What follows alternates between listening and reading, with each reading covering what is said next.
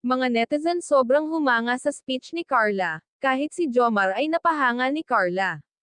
Bago ko ipagpatuloy ang maiksing reaction video na ito, hiling ko lang na patapusin ang panonood nito para malaman ang nilalaman nito, at kung bago ka pa lang sa munting channel na ito, paki-subscribe para lagi kang updated sa video ng mga kalingap. At pakisuportahan natin ang ama ng kalingap na si Val Santos, Matubang Ate Edna Vlog at si Kalingap Rab. Isang mapagpalang araw sa inyong lahat mga kalingap, at shoutout nga pala sa patuloy na sumusuporta sa aking YouTube channel, lalong-lalo na sa mga viewers natin na walang sawang nanonood at sumusuporta. Salamat!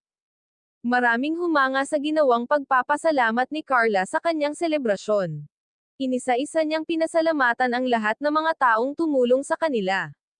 Dito ang lahat bumilib sa sinabi ni Carla na paano na kaya sila kung wala ang kalingap. At hindi niya mararanasan ang ganito ka-engrandi na debo kung wala ang kalingap. Dahil kung sila lang daw ay hindi nila kaya ang ganitong klaseng selebrasyon.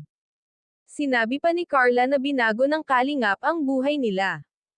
Dahil nung wala pa daw ang kalingap sa buhay nila ay talagang naghihirap sila sa buhay. At sobrang nagpapasalamat din ito kay Jomar bilang love team niya. Dahil sa love team nila ni Jomar ay dumami ang blessing na dumating sa buhay niya.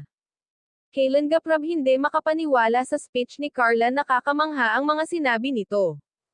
Kaya naman maraming netizen ang napahanga kay Carla. Dumako naman tayo sa niregalo ni Jomar na promise ring at necklace. Maraming nagsabi na ayaw daw ito isuot ni Carla.